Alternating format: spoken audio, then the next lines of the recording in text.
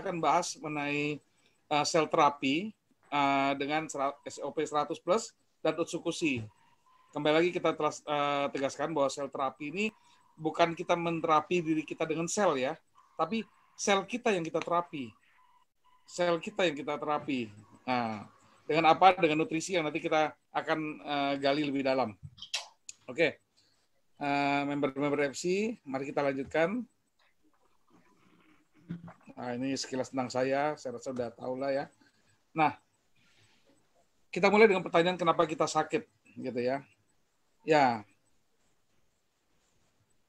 sakit ini sebenarnya nggak ada yang mau ya, nggak ada yang mau pasti, semua nggak suka ya kalau sakit. Tapi ada kalanya kita udah berupaya untuk menjaga kesehatan, tapi tetap kita juga jatuh sakit.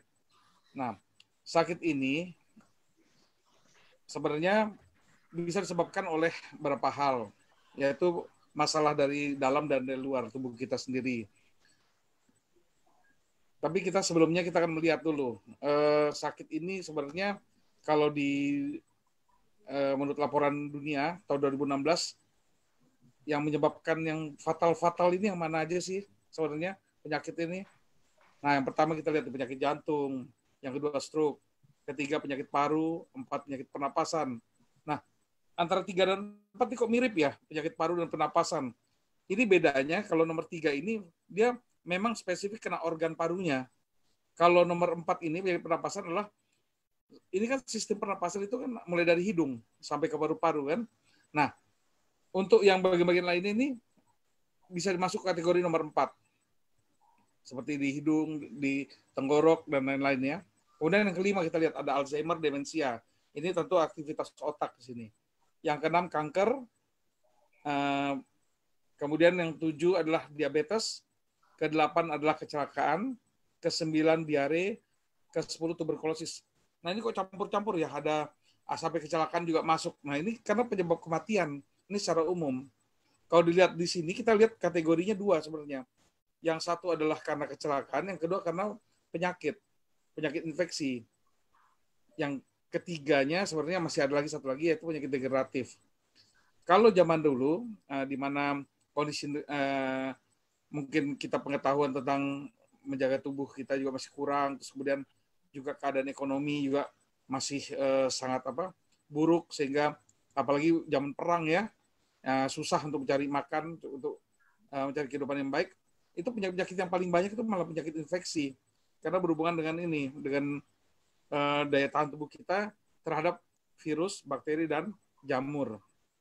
Negara kita ini kan memang negara tropis ya, jadi memang akan tumbuh subur lah organik seperti itu. Nah, kalau kondisi sekarang ini kita lihat ya, penyakit jantung nih, memang sebagian ada infeksi, tapi paling banyak adalah penyakit degeneratif nih. Stroke, penyakit degeneratif. Penyakit paru juga sebagian disebabkan oleh penyakit degeneratif. Alzheimer jelas degeneratif. Kanker degeneratif. Diabetes degeneratif. Di sini, kalau kita lihat, mayoritas penyebab kematian sekarang ini adalah penyakit degeneratif. Nah, penyakit degeneratif ini apa sih sebenarnya? Penyakit yang berhubungan dengan penuaan sel. Penuaan sel-sel yang ada dalam tubuh kita. Jadi jelas ya, jadi makin bertambahnya usia ya otomatis penyakit-penyakit kita juga akan makin banyak yang berhubungan dengan kerusakan sel. Kita coba lihat ya definisi sakit berdasarkan konsep sel ya. Ini menurut Dr. Raymond Francis, dia di Massachusetts ya. Dalam bukunya Never Be Sick Again, sakit itu adalah disebabkan karena sel yang mati lebih banyak dari sel yang baru. Jadi artinya kemampuan tubuh kita untuk menghasilkan sel-sel baru, menggantikan sel yang mati itu demikian rendahnya, kurangnya, sehingga kita tidak mampu mengganti jumlah sel yang mati itu dengan jumlah yang sama, atau juga mengganti sel dengan kualitas yang sama baik. Sehingga otomatis fungsi sel kita makin menurun. Nah, yang sebagaimana kita ketahui, sel itu sendiri adalah pembentuk dari seluruh tubuh kita ini. Sel ini berkumpul akan membentuk jaringan, bentuk organ. Organ itu akan, beberapa organ menyatu akan menjadi sistem organ yang saling kerjasama untuk akhirnya menunjang kehidupan kita. Otomatis kalau ada selnya mati, kemudian mengganggu sehingga fungsi organ terganggu, itu akan berentet dia. akan mempengaruhi organ-organ yang lain dan jaringan yang lain. Akhirnya ujungnya kita sakit dan bisa mengakibatkan fatal. Nah, kita di sini mau tahu nih, apa sih yang menyebabkan kerusakan sel? Kita tahu bahwa dari proses dari luar ini juga bisa mengganggu kesehatan sel ya. Contoh, polusi udara, di mana banyak radikal bebas ya di sini. Toksin-toksin juga banyak di sini. Makanan tidak sehat, minuman yang tidak sehat, pengawet-pengawet yang dalam makanan, pestisida ini bisa kita terkontaminasi baik langsung mungkin karena kebiasaan kita menggunakan pestisida untuk membunuh nyamuk, kecoa dan lain-lain yang di rumah kita itu dengan cara yang salah ya. Nah, kemudian kebiasaan-kebiasaan buruk juga radiasi. Pestisida juga bisa dari makanan yang kita dapat, misalnya dari kita beli di pasar, kemudian cara mencucinya mungkin kurang bersih sehingga masih ada toksin yang menempel di situ dan akhirnya masuk ke dalam tubuh kita. Selain itu kita juga ada proses dari dalam, yaitu tadi yang saya bilang proses kita menua. Penuaan itu pasti ya. Jadi sel-sel kita nih makin menua seiring umur ya. Gitu. Nah ini yang perlu kita ketahui di sini bahwa tidak hanya diri kita yang punya usia, tapi sel juga punya usia. Ya. Sorry, boleh nggak speakernya deketin mulut soalnya kata teman-teman suaranya agak kecil. Nah. Oh iya, baik. Nah, ya. Thank you dok, maaf. Oke, sama-sama. Mengenai usia sel ya, ternyata bukan kita saja yang punya umur ya, tapi sel juga punya umur. Setiap hari itu sel tuh ada yang mati dan harus berganti yang baru. Nah, sel jantung ya contohnya. Sel jantung ini punya usia 25 tahun. Jadi sejak mulai terbentuknya sel jantung hingga matinya itu kurang lebih 25 tahun. Sel kulit 21 sampai 28 hari.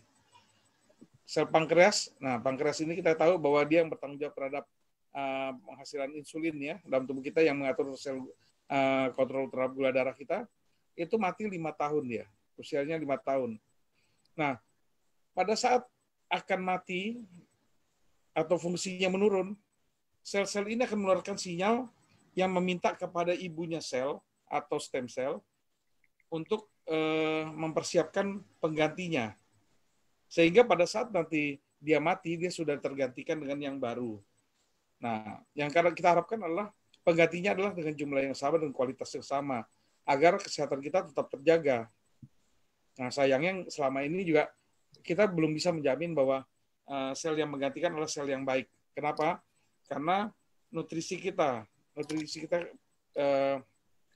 yang mungkin kita juga belum mampu untuk bisa memenuhi kebutuhan nutrisi kita dengan baik jumlah maupun variasinya. Nah, dalam tubuh kita, ini menurut literatur, ada yang menyatakan sekitar 60 triliun dalam tubuh dewasa, ada yang 100 triliun. Ini menurut penelitian, jadi tubuh manusia dewasa, kurang lebih sel-sel kita adalah mencapai 100 triliun sel. Kita bisa bayangkan ya, pada saat kita mulai sebelum lahir ya, jadi pada saat masih pembentukan, dari sperma jadi ovum, dan ovum bersatu menjadi zigot, itu pun jadi satu sel.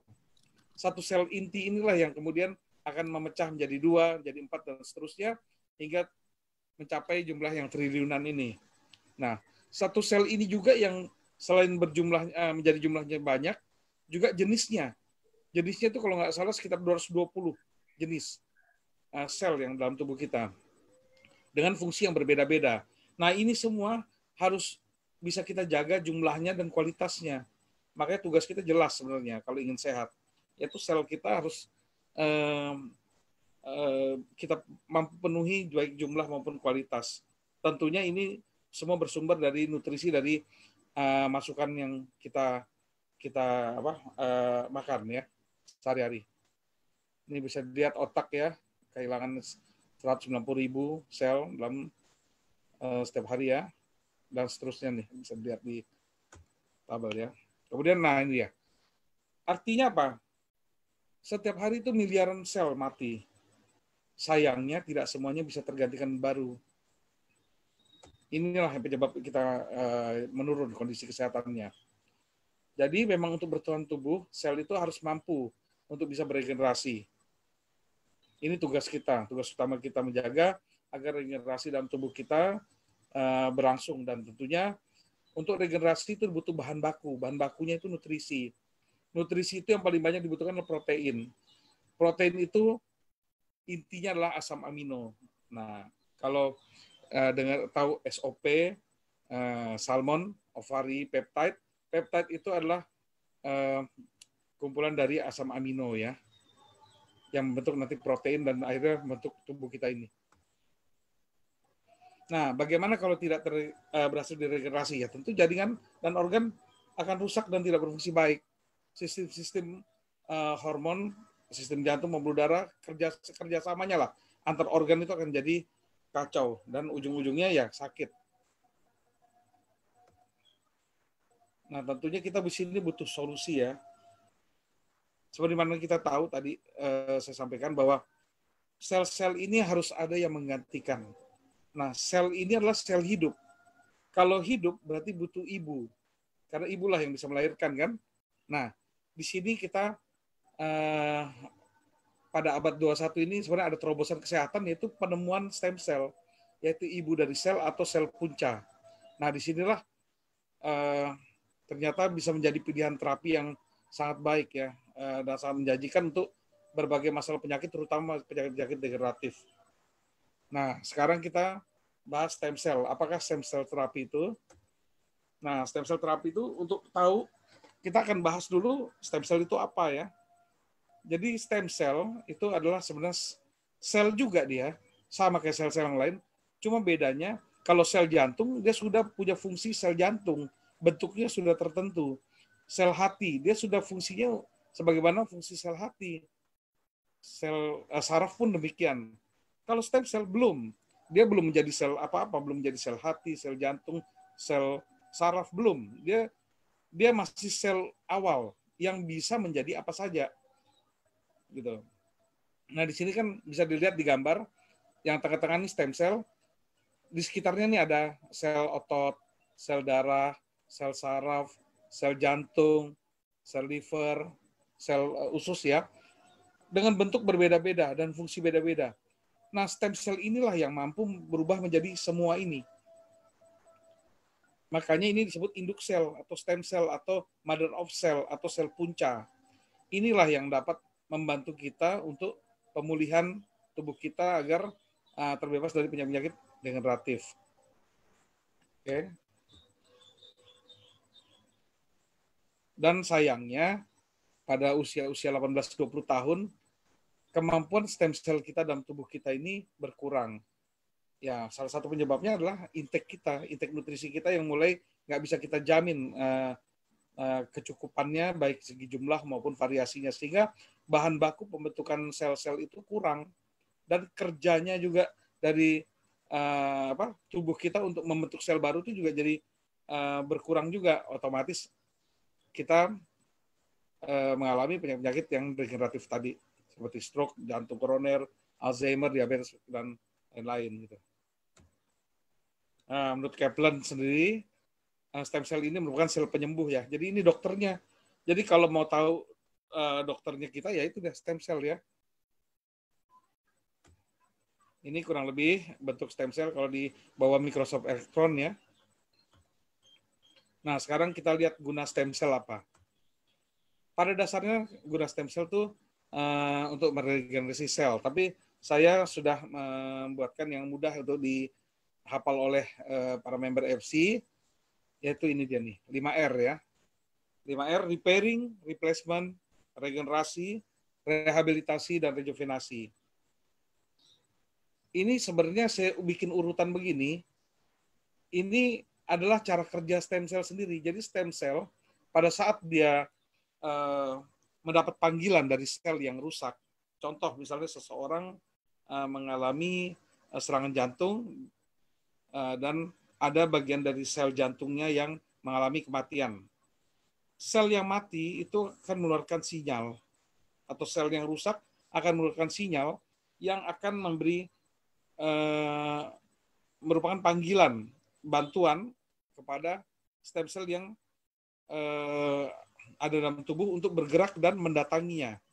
Jadi nanti sinyal itu ditangkap oleh satu agen di dalam tubuh kita yang kemudian mengajak stem cell untuk pergi ke tempat titik di mana permintaan bantuan itu dikeluarkan. Contoh tadi kan jantung ya yang mengalami kerusakan, maka sinyal tersebut keluar dari sel mati atau sel rusak tadi, kemudian stem cell akan dibawa oleh agen itu masuk sampai ke jantung yang sakit, kemudian dia akan datang, kemudian dia akan melihat kira-kira apa yang dibutuhkan kerjanya di situ. Kalau ternyata sel yang situ bukan mati tapi selnya rusak dan masih bisa diperbaiki, maka stem cell akan melakukan repairing, memperbaiki sel. Tapi di mana pada saat kerusakan yang sudah sangat parah dari sel itu atau selnya mati, maka yang dilakukan adalah bukan repairing lagi tapi replacement, digantikan. Caranya bagaimana? Stem cell akan mengcopy sel jantung yang sehat, kemudian setelah kopinya keluar, itu akan ditempatkan di tempat yang sel mati tadi. Bedanya dengan kopi kalau kita di dunia nyata kita ya, kita kalau ke mesin fotokopi kan, yang satu ori, yang satu ininya kan KW-nya ya. Kalau stem cell tidak bisa, dia keluarnya adalah ori juga. Jadi ori di kopi keluarnya ori. Nah itu luar biasanya. Jadi lakukan replacement. Kemudian juga akan dilihat di situ, apakah susunan-susunan selnya masih teratur atau tidak. Yang tidak teratur akan dikembalikan susunannya, diatur kembali mengikuti template yang ada. Jadi manusia ini sama kayak bangunan. Manusia punya blueprint. Blueprintnya itu ada dalam DNA kita. Nah, itu yang stem cell akan baca bahwa susunan seharusnya demikian. Berarti kemudian dia akan mengembalikan susunan itu ke susunan yang aslinya. Yang keempat adalah rehabilitasi, di mana pada saat dia datang memenuhi panggilan, ternyata di situ kerusakannya bukan hanya satu sel, tapi hampir seluruh sel yang di situ ternyata sudah fungsinya sudah menurun atau sudah rusak. Maka dia akan melakukan rehabilitasi, yaitu bongkar besar-besaran, dia akan memperbaiki. Nah, ini yang butuh waktu di sini. Jadi kalau kasus-kasus yang organnya sudah banyak terganggu atau satu organ tapi sudah banyak sekali yang bermasalah, sudah luas lah masalahnya, tentunya butuh waktu yang agak lebih lama untuk memperbaiki itu semua. Di sini kita butuh kesabaran dari member-member, biarkanlah agar stem cell kita itu bisa melaksanakan tugasnya, dan memang tidak bisa cepat memang, karena proses ini semua proses ya. Sakit aja itu butuh proses. Sakit itu butuh proses. Sembuh juga butuh proses. Jangan sakit ya udah 15 tahun minta sehat dengan baru 1 box 2 box gitu ya. Nah, gitu. Nah, di sini kalau sudah yang pertama repairing, replacement, regenerasi, rehabilitasi, semua sudah terjadi dalam tubuh kita, tentunya harapan kita kan adalah semua organ kita, fungsi-fungsi kita sudah baik. Nah, di sini kita ada bonus di sini baru, yaitu rejuvenasi, di mana sel-sel yang menua itu akan diremajakan.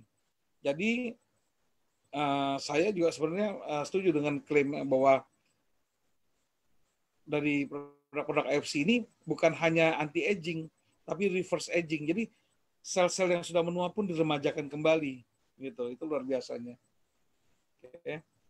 Nah, ini sedikit aja, saya akan singkat aja di sini, bahwa sekedar tahu aja bahwa stem cell yang saat ini ada di dunia kedokteran adalah hanya dilaksanakan di rumah sakit, dan di Indonesia ini hanya 11 rumah sakit yang dapat izin untuk melaksanakan pelayanan stem cell. Sedangkan asal stem cell sendiri yang pertama itu bisa dari sel embrio, tapi ini nggak mungkin kita lakukan di Indonesia karena ini ilegal.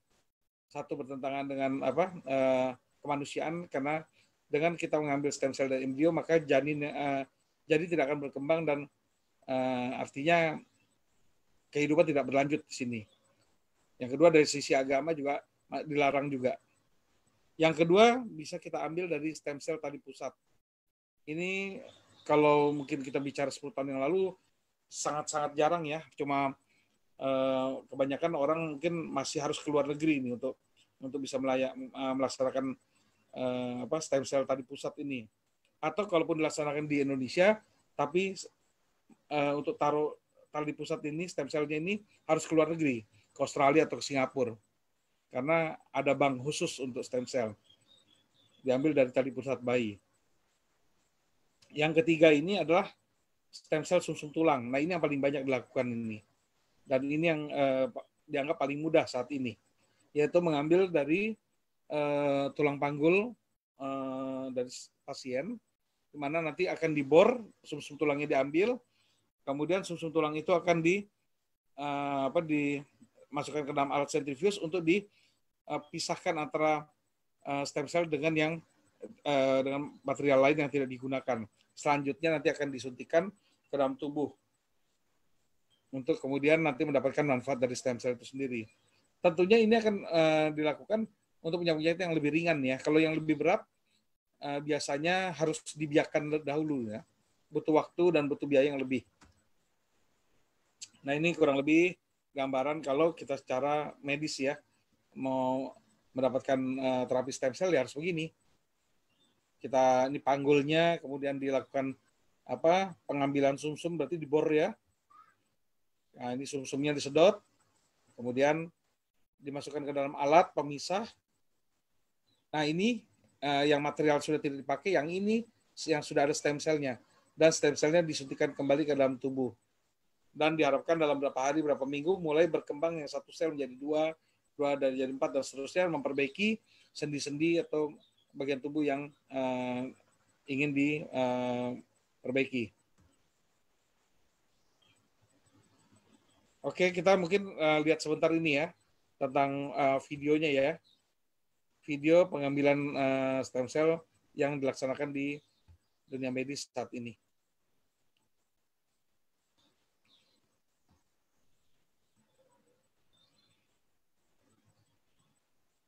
Pada kasus ini adalah pasien mengalami kecelakaan, luka di sendi, kemudian juga dia mengalami masalah osteoporosis. Ini adalah tahap persiapan untuk terapi stem cell.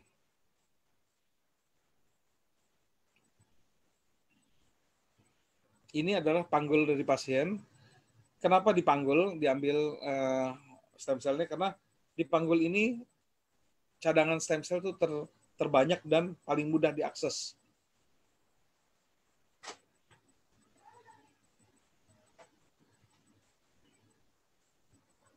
Nah, ini adalah saat ini tindakan anestesi atau penyuntikan anestesi agar proses pengeboran nanti tidak sakit ya.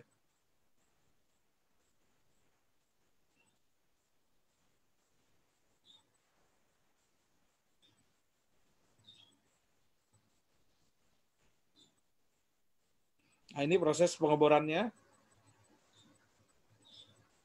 Memang kita butuh needle yang besar ya, jarum yang besar supaya mudah, karena memang secara konsistensinya dia lebih kental daripada darah dia kalau sumsum tulang.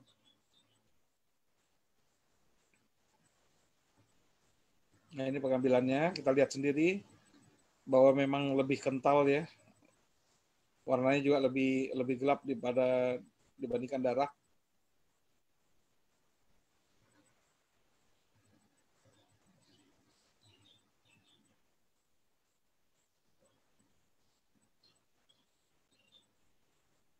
Ini bor sudah dicabut. Selanjutnya ada pengolahan.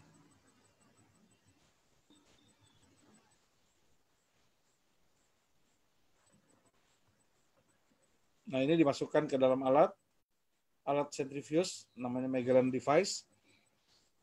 Tujuannya adalah untuk memisahkan antara material yang bukan stem cell dengan stem cell, yang mengandung stem cell.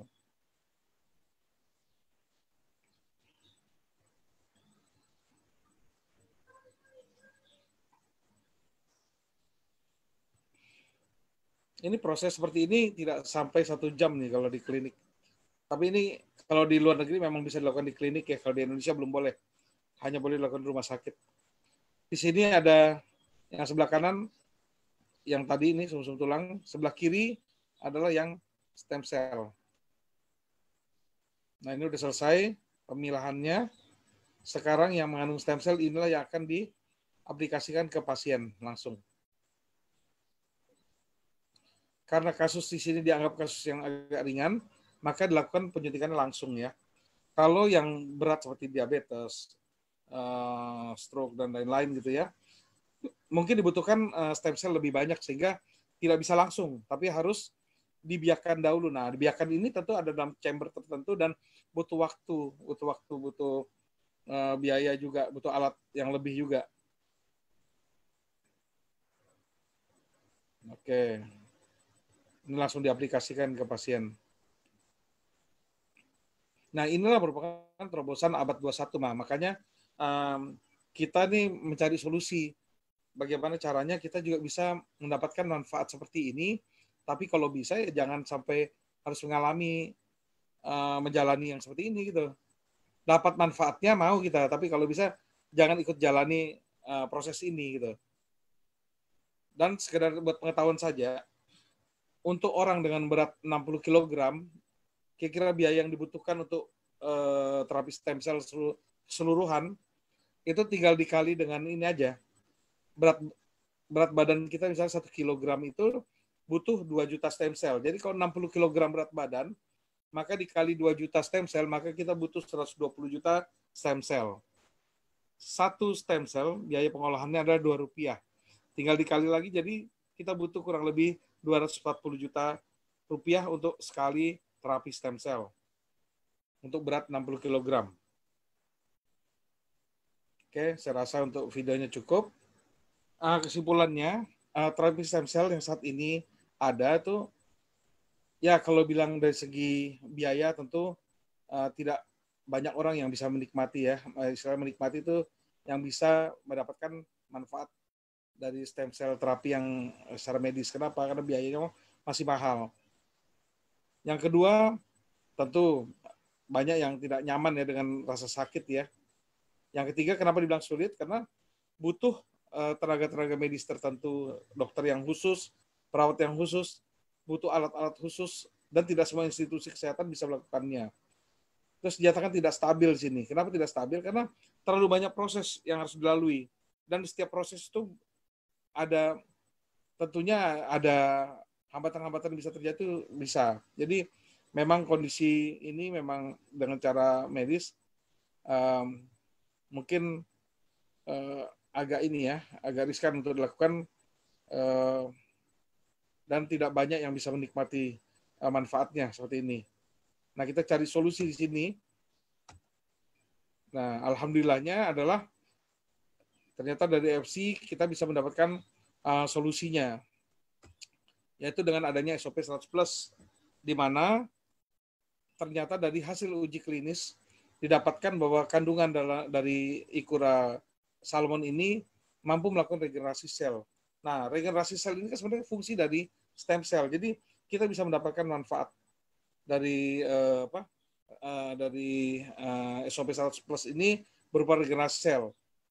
Kalau yang saya juga pahami di sini, sebenarnya SOP 100+ itu bukan sifatnya menggantikan stem cell ya. Jadi dia bukan stem cell, dia adalah nutrisi. Di sini kan disebutkan salmon ovary peptide. Peptide ini tadi saya bilang nih, ini kandungannya adalah asam amino. Asam amino itu adalah bahan-bahan pembentuk protein, pembentuk hormon, dan lain-lain ya. Nah, inilah yang menjadi dasar untuk menjadi bahan baku bagi tubuh kita. Jadi tubuh kita itu kalau mau sehat, sel-sel kita ingin terbentuk dengan baik, kita butuh bahan baku yang kualitasnya tinggi, yang jumlahnya cukup.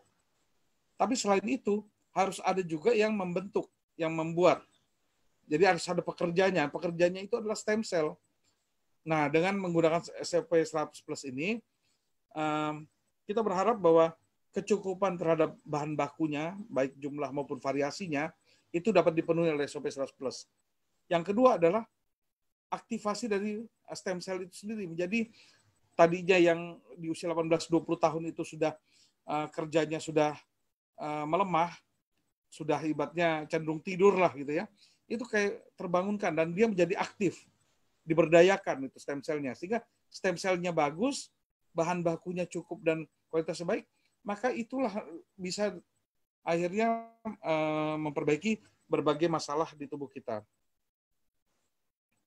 Nah, dari hasil uji cobanya, ternyata uji klinisnya, ternyata bisa dilakukan regenerasi sel oleh SOP 100 Plus ini. Dan ini kita buktinya adalah sudah mendapatkan paten ya. Di sini kalau kita sudah ada istilahnya paten, maka kita nggak akan banyak berdebat lagi dengan orang ya di sini. Kenapa? Karena kalau istilahnya paten adalah kalau kita gunakan ke 1.000 orang, maka 1.000 orang itu akan mendapatkan manfaat yang sama. Jadi bukannya setengahnya bermanfaat, setengahnya nggak bisa merasakan, enggak. Kalau diuji secara klinis, maka dia akan ke 100%-nya itu akan mendapatkan efek yang sama. Cuma masalahnya untuk kecepatan penyembuhan penyakit itu yang berbeda-beda. Untuk responnya itu yang berbeda-beda. Kenapa? Karena faktor individual. Ada yang masalah metabolisme tubuhnya yang berbeda, yang lebih lambat, ada yang cepat. Ada yang penyakitnya mungkin memang lebih berat. Ada yang sudah banyak istilahnya organ yang bermasalah sehingga banyak yang harus diperbaiki. Jadi banyak sekali faktor yang menyebabkan variasi dari manfaat SOP ini. Tapi kalau bicara manfaat secara umum ini 100% karena sudah mendapatkan paten, kita bisa yakin bahwa semuanya akan mendapatkan manfaatnya. Tinggal bersabar. Karena tadi seperti saya sampaikan, sakit itu nggak semena-mena tiba-tiba muncul sakit ya. Untuk muncul diabetes itu butuh waktu berapa tahun tuh persiapan untuk menjadi sakit. Nah, untuk jadi sehat, kita juga butuh perbaikannya gitu, tidak cepat juga, tidak bisa instan. Karena kita bukan mengganti onderdil mobil di sini. Tinggal copot, ganti baru, pasang, langsung go gitu. Nggak bisa. Kita harus semua faktor, kayak stroke. Stroke itu memang dikategorikan sebagai penyakit, tapi sebenarnya stroke itu kan adalah kumpulan dari berbagai penyakit yang lain seperti hipertensi, ada kolesterol, ada lain-lain, sehingga berkumpul efeknya menimbulkan stroke gitu. Jadi banyak faktor yang harus dibereskan dalam tubuh kita. Yang kedua, selain kita harus ada kecukupan gizi dan aktivitas dan stem cell, semua itu kan harus didistribusi. Yang distribusi dalam tubuh kita itu adalah darah. Nah, makanya otomatis darah kita juga harus bagus. Nah, di sini saya bersyukur nih kenapa? Karena ternyata hasil uji klinis kita ternyata bisa improve blood circulation. Jadi peredaran darah kita jadi bagus, jadi lancar. Dan memang kita harus memastikan dalam hal ini bahwa darah itu bisa mencapai semua bagian tubuh sampai yang terjauh dari bagian tubuh. Itu harus bisa menyampaikan nutrisi, oksigen, dan lain-lain. Dan kita tahu, selain fungsi darah itu sebagai penghantar untuk mendistribusikan bahan makanan dan oksigen, dia juga harus mengambil hasil metabolisme tubuh yang ibaratnya sudah menjadi racun atau buangan itu, dia harus bisa ambil dan bawa ke tempat pembuangan. Salah satunya adalah ginjal. Berarti dia harus bisa bawa racun-racun itu ke ginjal untuk dibuang melalui urin. Nah, makanya penting sekali di sini kombinasi antara bisa regenerasi sel dan kemudian juga meningkatkan sirkulasi peredaran darah.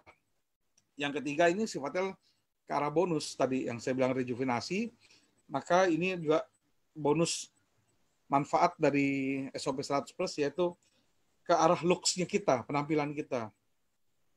Orang juga akan melihat karena cerminan tubuh kita yang ada di luar ini adalah sebenarnya cerminan dari yang di dalam. Kalau di dalamnya sudah bagus, maka di luarnya akan tampil bagus. Nggak usah banyak omong, orang akan melihat atau akan bertanya sendiri, kok bisa tampilannya jadi cerah, kok lebih tampilannya jadi segar, dan lain-lain. Itu orang akan bertanya sendiri. Dan di sini orang akan melihat bahwa, oh ternyata kita secara umum kesehatan kita menjadi lebih baik gitu. Ya, jadi kalau mau bicara nyaman sebenarnya, ya ini yang paling nyaman. Tinggal buka sasetnya, tinggal buka mulutnya, masukkan aja, itu paling enak lah ada. Ya. Oke, ini tentang apa? Tentang SOP 100 Plus produk kita. Yang kedua ini sebenarnya saya ingin bahas sebentar saja kalau ini ya, tapi saya akan stressing saja di dua hal nanti. salmon DNA terapi ini bahan bakunya adalah dari sperma ikan salmon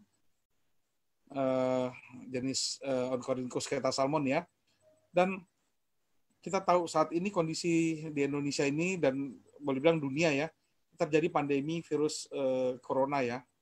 Nah, selain itu tadi kita udah bahas juga di depan, penyebab kematian itu salah satunya adalah kanker. Jadi sebenarnya masalah kanker, masalah virus ini ya masih terus menjadi momok ya di dunia kedokteran, di masyarakat umum juga ya. Nah, kita di sini punya solusi dengan salmonella terapi ini. Ternyata di sini bahan bakunya yaitu tadi yang saya bilang sperma dari ikan salmon ini atau sebut juga salmon mild DNA ini itu ternyata mengandung banyak probiotik juga. Dan ternyata saya lihat di literatur probiotik itu merupakan pengaktifasi dari tentara perlawanan untuk melawan virus dan kanker. Di mana dia diaktifasi di saluran pencernaan kita. Jadi sebenarnya pencernaan tubuh kita itu punya andil terhadap daya tahan tubuh kita. Jadi memang benar dibilang Anda adalah apa yang Anda makan. Dan di sini adalah kita harus makan juga sesuatu yang baik. Kenapa? Karena di pencernaan inilah ternyata terjadi proses membangun imunitas kita. Nah, produk kita yang kedua ini itu namanya Utsukushi. Itu ternyata dia mengandung probiotik yang luar biasa ya, punya Lactobacillus casei itu dengan jumlah yang luar biasa banyak, itu sampai 1 triliun kalau nggak salah itu kurang lebih sebanding dengan hampir 1.000 botol ini ya, Yakult ya. Nah, Yakult kita tahu sendiri kan dia kan mengandung probiotik ya, bakteri baik. Ini kita bisa dengan menggantikan dengan cuma 1 saset saja bisa sebanding dengan 1.000 Yakult ya. Luar biasa. Nah, yang saya mau fokus di sini adalah apa sih yang diaktifasi oleh probiotik? Ternyata yang diaktifasi oleh probiotik dalam pencernaan kita adalah NK cell, natural killer cell. Natural killer cell itu adalah sebenarnya tentara atau special force ya di tubuh kita yang dia menangani cuma 2. Satu adalah membunuh sel-sel yang cancer, yang kedua adalah membunuh sel-sel yang sudah terinfeksi oleh virus. Ini kita bicara virus secara umum ya. Artinya apa? Daya tahan tubuh kita tuh ditingkatkan di sini. Dan memang saat ini himbauan pemerintah dan himbauan dari medis adalah untuk menghindari atau mencegah terpapar corona, satu, kita harus stay di rumah. Tapi kan kita nggak mungkin juga selalu ada di rumah. Kadang-kadang kita terpaksa keluar. Nah, bagaimana kalau kita keluar? Tentu kita sudah melakukan upaya-upaya menjaga jarak, sering cuci tangan, dan lain-lain. Tapi kita juga harus membangun kekuatan dari dalam tubuh kita, yaitu apa? Imunitas kita. Nah, otomatis apa? Ya kita tingkatkanlah, kalau menurut saya, NK cell kita, natural killer cell kita harus dalam keadaan siap dalam tubuh, jumlahnya cukup, dan dia berpatroli secara rutin dalam tubuh. Jadi gini, kalau yang pertama tadi kita bicara stem cell, yang kedua kita bicara NK cell. NK cell ini dia akan berpatroli di dalam darah. Dia akan berputar-putar terus. Sampai apa? Sampai ketemu 2 hal itu, yaitu kanker atau sel yang kena virus. Dia akan bisa mengenali sel yang sudah rusak oleh virus atau yang mengandung kanker, dia bisa kenali itu dengan ada pembedanya, yaitu biasanya sel yang sudah terinfeksi virus atau sel kanker itu dia sudah kehilangan ada satu komponen yaitu MHC1. Nah, itu kalau sudah tidak ada itunya, itu berarti musuhnya dia. Nah, dia akan langsung mengeluarkan semacam enzim untuk menghancurkan dinding dan kemudian menyerang sel tersebut untuk dirusak. Ya. Itulah manfaat dari natural killer cell. Nah, bagaimana NK cell kita supaya bisa maksimal dalam tubuh kita? Ya tentu kita harus jaga pencernaan kita dengan baik. Ya dengan cara apa? Kebersihan dari saluran cerna kita juga harus kita jaga. Nah, ternyata dari Utsukushi ini atau salmon mild DNA ini bahan bakunya itu bisa membersihkan kolon kita. Kalau kolon kita bersih, ibaratnya, jadi penyerapan nutrisi kita itu akan maksimal dan kemudian bakteri-bakteri baik tadi akan juga mengaktifasi dengan mudah imun kita dalam tubuh. Oke. Jadi NK cell ini merupakan garda terdepan ya untuk menghadapi ancaman-ancaman terutama dari virus ya. Mungkin ini yang dapat saya sampaikan bahwa jangan lupa bahwa kita tidak cukup dengan hanya stay di rumah, kemudian juga hand hygiene, menjaga jarak, tapi juga kita juga harus meyakinkan diri kita bahwa kita punya pertahanan yang kuat, yaitu imunitas kita harus terbentuk dengan baik. Nah, saran saya memang untuk dalam hal pencegahan ini, ada baiknya kita menyertakan unsur kursi untuk kita konsumsi juga sehari-hari.